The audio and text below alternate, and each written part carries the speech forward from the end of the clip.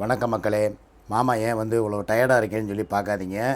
இன்றைக்கி எனக்கு ரொம்ப வேலை அதிகம். அதாவது இவன் மசாலா வியாபாரம் இந்த திருப்பி ஆரம்பித்தால இவன் கூட போய் கீழமாசி பஜாருக்கு போயிட்டு இவன் இந்த அடிக்கடி தொண்டையில் கமலஹாசன் வயசு எடுக்கிறாள்ல, அதுக்கு போய் கிரிதர கோபாலன்னு சொல்லி டாக்டர் ஸ்பெஷலிஸ்ட்டு அவர்கிட்ட போய் டோக்கன் போட்டுட்டு உடனே டோக்கனுக்கே டோக்கனான்னு வந்துடாதீங்க. இது வந்து போய் பார்க்குறதுக்கு முன்னனுமதி சீட்டு, அந்த டோக்கன் ரெண்டும் ஒன்று தாங்கிறீங்களா? சரி, டோக்கனை போய் போட்டுட்டு வந்தாச்சு. 2 to 5 போய் டாக்டரை பார்க்கணும்னா இவ கிளம்ப மாட்டேங்கிறா. உட்காந்துக்கிட்டு சிக்கன் வாங்க சொல்லி சமைக்கிறேன், அதை பண்ணுறேன் இதை பண்ணுறேன்ட்டு இவ பக்கம் ஒரு பக்கம் வேலையை ஓட்டிக்கிட்டு இருக்கா. நான் சரி தூங்கி எழுந்திரிச்சு சரி என்னடா சொல்லி யூடியூப் பக்கம் போகலான்னு பார்த்தா இந்த கிழட்டு மூதேவி யார் நம்ம பெட்ரோல் இருக்கா பாருங்க, இவ வந்தாலும் வந்தா கொஞ்சம் ஒரு 1.25 வருஷம் பஞ்சாயத்து இல்லாமல் ஒரு நிம்மதியாக ஏதோ ஒரு எங்களுக்குள்ளே சண்டையை போட்டுக்கிட்டு போய்கிட்டு இருந்தோம். ஆனால் இவள் வந்து தொலைஞ்சா நாசமாக போனவ என்னை நிம்மதியாகவே தூங்க விட மாட்டா போல். எந்திரிச்சு பார்த்தா நேற்று தான் சுகையிலுண்டா, இன்றைக்கி பார்த்தா சுந்தர் யாருங்கிறா. காலையில் பார்த்தா துபாய் மாமான்னு சொல்லி ஒருத்தர் போஸ்ட்டை போட்டு அரபு சேக்கு ஒருத்தரை போட்டு வச்சுருக்கா. அவர் யாருன்னு சொல்லி போய் சர்ச் பண்ணி பார்த்தா கூகுளில் ஏதோ துபாயில் ஒரு பல் டாக்டரு, அவரை எடுத்து வந்து இவர் தான் வந்து கருப்பியுடைய காதலைன்னு சொல்லி அது ஒரு பக்கம் ஒன்று போட்டு விட்டு நான் அதை காலையில் கலாய்ச்சி விட்டு இவன் என்னங்க திருந்தவே மாட்டாளா? நான் கேட்குறேன். இப்போத்தான் 1.25 வருஷம் போய் எங்களை அதை பண்ண போகிறோம் இதை பண்ண போகிறோம்னு சொல்லி இவளாக போய் வம்பா வாண்டடாக போய் ஒரு விஷயத்தில் போய் சிக்கி சின்னவனமாகி போக்சோ அது இதுன்னு சொல்லி இப்போ தான் வெளியே வந்திருக்கா. வந்து பழையபடி எங்கள் மூத்திரத்தையே குடிச்சிக்கிட்டு திருந்தாமல் நசன்னு ஏதோ ஓலப்பாயில் நாய் முண்டாமானி பழையபடி ஆரம்பிச்சிட்டா. எனக்கு இருக்கிற பஞ்சாயத்து பத்தாதா? இதில் அவள் உட்காந்துக்கிட்டு சுகைலுக்கு சப்போர்ட் பண்ணுங்க, என்னை வந்து அவள் அப்படி போட்டு இது பண்ணிக்கிட்டு இருக்கா. சுகைல் என் மன்னவனை தென்னவனை வந்து இப்படிலாம் நாரடிக்கிற அப்படின்னா அதை சரி அதில் விட்டுட்டு வெளியே வந்துட்டார்ல, கட்டக்கருப்பி பக்கம் வந்தால, சரி இந்த பக்கமாவது இதோடு இப்படியே போக வேண்டியது தானே. துபாய் மாமானா நான் தான் துபாய் மாமா வேஷம் போட்டு காலையிலே வந்தேன்ல, அந்த துபாய் மாமாவே நான் தான். எத்தனை மாமா தான் நானும் ஆகுறது? ஏற்கனவே சிக்கா மாமான்னு ஒரு பேர் இருக்குது, அதுக்கப்புறம் இன்னும் வந்து சூத்து ஊத்தி மாமா, இன்னும் ஏதேதோ பேர் வச்சு வர்றாங்க, கேனா பூனா இன்னும் வர்றாங்க வரிசையாக. சரி போய் தொலைட்டுன்னு விட்டால் இவ புதுசாக பார்த்தா இப்போ அடுத்து சுந்தர்னு ஒருத்தனை ஆரம்பிச்சு விட்ருக்கா. யார் அந்த சுந்தர்? உன் கள்ளப்புருஷனில் லிஸ்ட்டில் உள்ளவனை எதுவும் கை பிடிச்சி இழுத்துட்டாளா, இல்லை புதுசாக வந்து யாரையும் பிடிச்சிட்டாளா?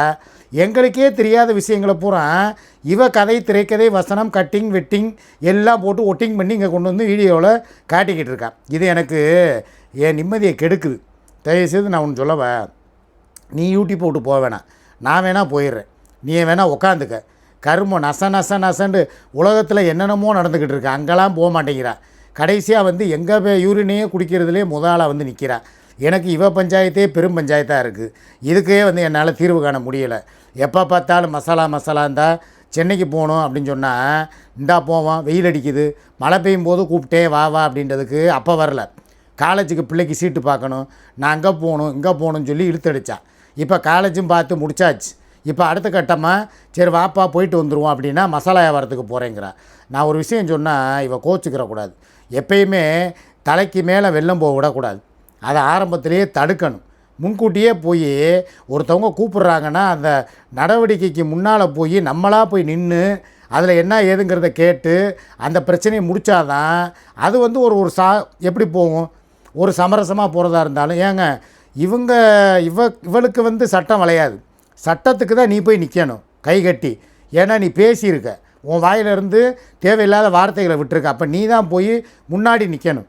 அதை விட்டுவிட்டு நான் கூப்பிட்றப்பம்லாம் வரமாட்டேங்கிறா. இவளுடைய கேரக்டர் எப்படி தெரியுமா, எல்லாத்துலேயுமே அசால்ட்டு, பார்த்துக்கிறலாம் பின்னால் பார்த்துக்கிறலாம். இந்த விக்ரம் படத்தில் கமல் சொல்லுவார்ல பார்த்துக்கலாம் அப்படின்னு பாரல, அந்த மாதிரியே இருக்கக்கூடாது. சில விஷயங்களில் அசால்ட்டாக இருக்கலாம், சில விஷயங்களில் நம்ம தான் போய் என்னங்கிறத பார்த்து கண்ணு முன்னால் அதை வந்து முடிச்சுட்டு வரணும். இல்லைன்னா உன்னுடைய தன்னிலை விளக்கத்தையாவது நீ சொல்லணும். நான் தயாராக இருக்கேன், இந்த விஷயத்தில் எனக்கு இதுக்கு ஏதாவது சம்மந்தம் இருக்கா? பேசுனது பூரா பெண்கள், நீங்களாக பேசிக்கிட்டீங்க, ஆனால் ஊடால் என் தலை உருண்டுச்சு. நான் அதையும் பற்றி யோசித்தேனா, கவலைப்பட்டேனா? சரி நம்ம இவ கூட இருக்கிறோம், இவளுக்கு ஒரு பிரச்சனை அது ஏன் பிரச்சனை. இதே மாதிரி எனக்கு நாளைக்கு ஏதாவது ஒரு பிரச்சனைனா இவ வராமல் போயிடுவா. அந்த அர்த்தத்தில் தான் சரி நானும் வர்றேப்ப அப்படின்னு. கடைசியில் பார்த்தா எனக்கும் நோட்டீஸ் வந்திருக்கு, 2 பேரும் தான் போகிறோம். இதில் ஏன் வந்து உட்காந்துக்கிட்டு மன உளைச்சலுக்கு எல்லாத்தையுமே ஆளாக்கக்கூடாது. ஒரு மனுஷனுக்கு வந்து ஒரு நிம்மதி வேணும். நிம்மதியாக சாப்பிட்டோமா தூங்கினோமா வாழ்க்கைங்கிறது ஒரு வாழ்க்கை தான். நான் பல தடவை சொல்லிட்டேன். இவ கேட்க மாட்டேங்கிறா. இவ எல்லா விஷயத்துலையும் என்னை இழுத்து விட்டு வேடிக்கை பார்த்தா நான் இந்த வீட்டில் இனிமேல் இருக்கிறதுக்கு விருப்பம் இல்லை. நான் இதை விளையாட்டுக்கு சொல்லலை. நீங்கள் என்ன நினச்சாலும் நினச்சிக்கோங்க. இப்படி தான் மாமா சொல்லுவார். அப்புறம் வந்து ஏதாவது ஒன்றுனா சோத்துக்கு செத்து போய் வீட்டிலையே கிடப்பார். இந்த பேச்சுக்கே இனிமேல் இடம் இல்லை. ஒரு விஷயம் நான் கூப்பிடும்போது வந்துட்டேன்னா கையோடு அதை முடிச்சு விட்டுட்டு அடுத்த நடவடிக்கைக்கு நம்ம போகலாம். உனக்கு ஏகப்பட்ட கமிட்மெண்ட் இருக்குதுன்னு நான் சொல்லிட்டேன். இதை நான் கிளிப்பிள்ளைக்கு சொல்கிற மாதிரி ஒவ்வொரு வீடியோவிலையும் சொல்லி புரிய வைக்க முடியாது.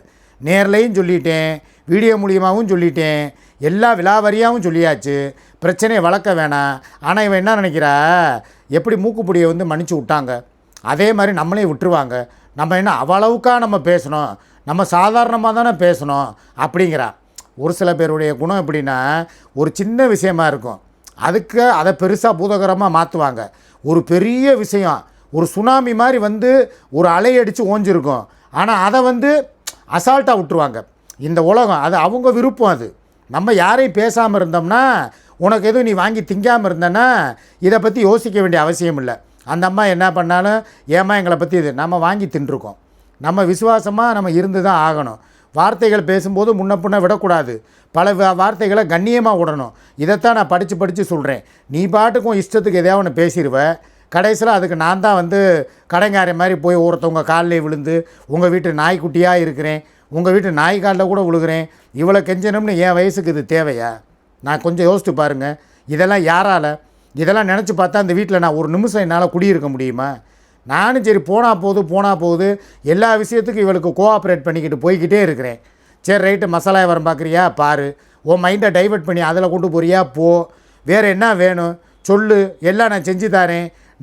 நகை வாங்குறா கடை, சீட்டு போட்டால் கடை, தகுதிக்கு மீறின இஎம்ஐ, எல்லா வகையிலும் என்னை வந்து கடங்காரனாக்கி வச்சுட்டு இன்றைக்கி கடைசியில் காவல்துறை முன்னாடியும் கைகட்டி நிற்க வைக்கிற அளவுக்கு கொண்டு போய் விட்டுட்டீல. அப்போ அதுக்கு என்ன பண்ணணும்? பரிகாரம் என்ன? தீர்வு என்ன? சட்டத்து முன்னால் யாராக இருந்தாலும் கட்டுப்பட்டு தான் ஆகணும். உன் அசால்ட்டுத்தனம், உன்னுடைய அந்த எப்படி சொல்கிறது, அந்த மேம்போக்காக போகிறது, எதையுமே வந்து ஒரு கேர் எடுக்காமல் ஒரு அசால்ட்டாக போகிறது, திமுறாக போகிறது, இதுக்கு நாள் கிடையாது. நான் இன்றைக்கி ஒரே முடிவாக சொல்லிட்டேங்க. ஒன்று கிளம்புனா இந்த வாரத்துக்குள்ளே நான் கிளம்புறேன், இல்லையா நீ வா என் கூட வா. அதை விட்டுட்டு இல்லை நான் பஸ்ஸில் கூட போய்க்கிறேன், எனக்கு காரில் போகணும் கூட அவசியம் இல்லை.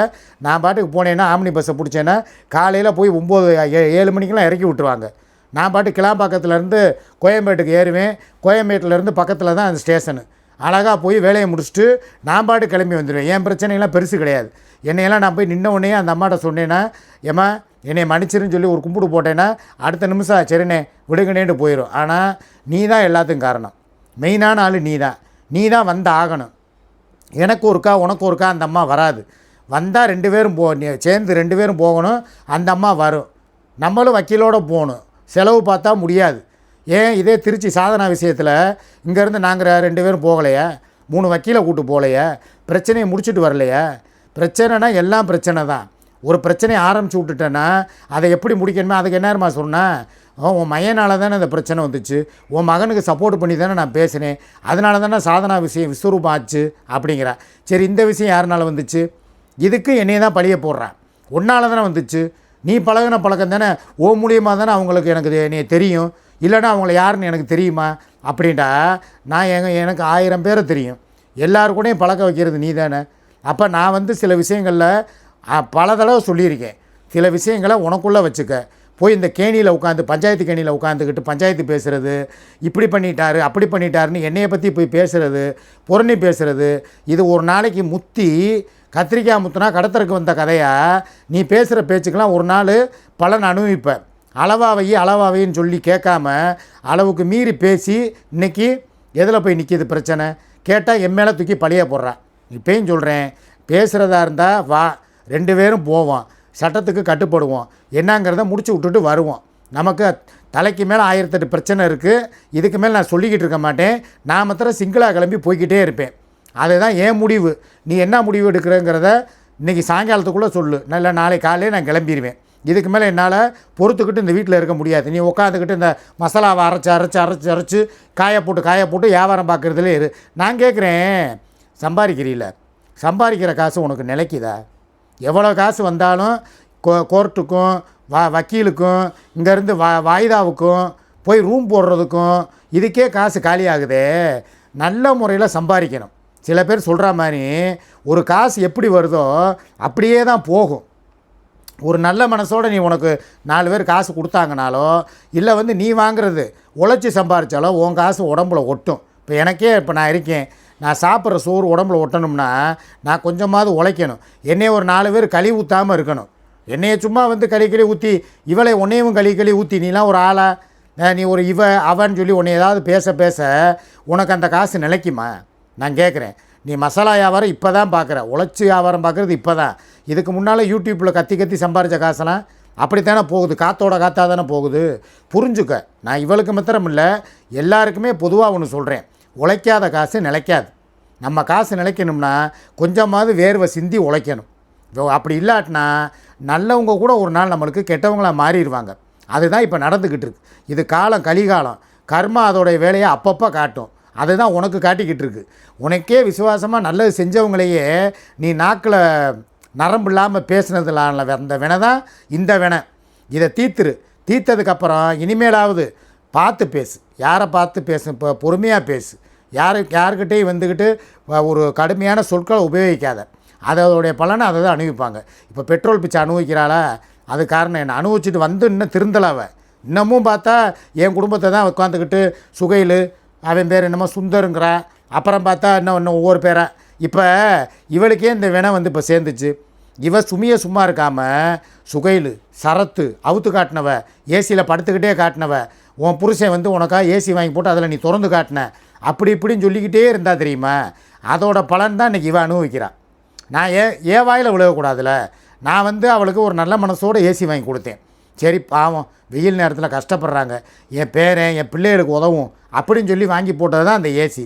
ஆனால் அதையுமே இவன் உட்காந்துக்கிட்டு கள்ளக்காதலனுக்கு அவுத்து காட்டுறதுக்கு தான் இவன் ஏசி வாங்கி கொடுத்தான்னு சொன்னால. அதோட வினை தானே உனக்கு இன்றைக்கி 25 லட்சம் ரூபா நஷ்டஈடு கேட்டு நோட்டீஸு, சம்மனு எல்லாம் வந்திருக்கு. இதிலேருந்து நீ தெரிஞ்சுக்கிற வேணாமா? அதுவும் என்னையும் சேர்த்து இழுத்துக்கிட்டு வந்திருக்கு. தெரியலையா உனக்கு? எப்பயுமே சொல்கிறேன், யார் இருந்தாலும் சரி ரைட்டு, அவங்களுக்கு ஒரு இதாக வாங்கி கொடுத்தேனா? நான் டீவுக்கு தான் நான் வாங்கி கொடுத்தேன், மொத்தமாக ரொக்கத்துக்காக வாங்கி கொடுத்தேன், அனுபவிச்சுட்டு போகட்டும். சரி, அவர் அந்த பொம்பளை விட்டு கொடுத்த வாழ்க்கை, சுமி விட்டு கொடுத்த வாழ்க்கையை தானே நம்ம வாழ்ந்துக்கிட்டு இருக்கோம். எதுக்கு போட்டுக்கிட்டு அந்த பொம்பளைக்கு ஒரு பொருள் வாங்கி கொடுத்ததுக்கு போய் இவ்வளோ தூரம் பேசணும் அப்படின்னு சொல்லி ஒரு எண்ணம் இருந்து இறக்க குணத்தோடு விட்டுருந்தா இப்போ உனக்கு இந்த செலவு தேவையா? இப்போ நாங்கள் போயிட்டு வர்றதுக்கு எப்படி 20 ரூபா காலியாகும். இங்கேருந்து போகிறதுக்கு பெட்ரோல் 4000 ரூபா, வர 4000 ரூபா பெட்ரோலு, ரூம் 2 நாளைக்கு போடணும். அது எப்படி சென்னையில் ஒரு நாள் ரூம் வாடகை 3 ரூபாயாவது வரும், 3 3 6, இதுவே 10 ரூபா போயிடும். ஒரு 2 வக்கீலை கூட்டு போகிறோம்னா அவங்களுக்கு 2 பேர்த்துக்கு ஒரு 5 10 ரூபா, 20 ரூபா காலியாகுமா இல்லையா? ஒரு ஏசி வாங்கி கொடுத்ததுக்கு, ஒரு மிக்சி வாங்கி கொடுத்ததுக்கு எவ்வளவு தூரம் அப்படியே வயிறு எரிஞ்ச, வயிற்றெரிச்சப்பட்ட இன்றைக்கி என்ன நிலமையில் நீ உட்காந்துருக்க? யோசிக்கணும் முதல்ல. உடல் உழைப்பு, இந்த அலைச்சல். சென்னைக்கு போயிட்டு வரதா இருந்தால் விளையாட்டு காரியமா? அலைச்சல். எப்பயுமே ஒருத்தர் ஒரு விஷயம் செய்கிறான்னா கருகாத, அப்படியே பொசுங்காத, அப்படியே வயிறு எரிஞ்சு அப்படியே கடுப்பில் அப்படியே துள்ளாத. இப்படி பண்ண தான் உனக்கு காசு எதுவுமே நினைக்க மாட்டேங்குது. அதுபோக இன்னொன்று சொல்லிக்கிறேன், இதுதான் முக்கியமான பாயிண்ட்டு. பெத்த தாயை கலங்க விடாத. ஒரு தாய், அந்த தாய் எங்கள் அம்மா இல்லை, இவங்க அம்மா இருக்குல்ல, இருக்கிற பொம்பளைக்கு ஆப்ரேஷன் பண்ணுறதுக்கு பணம் கொடுத்தாங்கல்ல, அந்த பொம்பளை என்ன பண்ணிச்சு பாவம்? அந்த பொம்பளையை போய் தரன்னு முடியை இழுத்துட்டு போய் வாசலில் போட்டு அடித்து உதச்சி, இன்றைக்கி பார்த்தா இப்போ இந்த மெட்ராஸுக்கு போகிறோம். எப்படி அந்த அம்மா வரும்? பப்புவை பார்த்துக்கிறணும், திலீபா கோகுலை பார்க்கணும். எப்படி எல்லோரும் இழுத்துக்கிட்டு நாங்கள் 5 பேர் போக முடியுமா? 5 பேர்னால் நான், பப்பு, திலீபா, கோகுலு, சூர்யா 5 பேர் போக முடியுமா? எதாக இருந்தாலும் யோசிக்கணும். ஒரு தாயோட தயவு கடைசி வரைக்கும் என்றைக்குமே தேவைப்படும். அதை நினச்சி வாழணும் வாழ்க்கையில். அந்த அம்மாவுக்கு ஆப்ரேஷன் பண்ணி விட்டுருந்தேன், இந்நேரம் உனக்கு ஒரு 10-5 நேரம் சொல்ல விரும்பலை, விட்டுருங்க, வேணாம் தயவுசெய்து. நான் என்ன சொல்கிறேன்னா, அந்த பாவம் சேர்ந்து தான் உன்னை ஆட்டுதுன்னு சொல்ல வர்றேன். பெத்த தாயோட பாவம் தான் உன்னை ஆட்டுது. இன்னும் உனக்கு இந்த கர்மா விடவே விடாது. யாராவது ஒரு ஆளாவது சந்தோஷமாக வை. இல்லை நான் கூட இருக்கிறேன்ல, என்னையாவது சண்டை போடாமல் சந்தோஷமாக பார்த்துக்க. என்னையும் கரிச்சு கொட்டுற, என்னையும் அடிக்கிற, மிதிக்கிற, எல்லா பாவமும் சேர்ந்து தான் இப்போ ஏதாவது ஒரு ரூபத்தில் உன் வாழ்க்கையில் விளையாடுது. விதி விளையாடலை, உன் வாயில் அந்த வார்த்தைகளால் இப்போ விதி உன்னை விளையாட வச்சிருக்கு. இதுதான் உண்மை.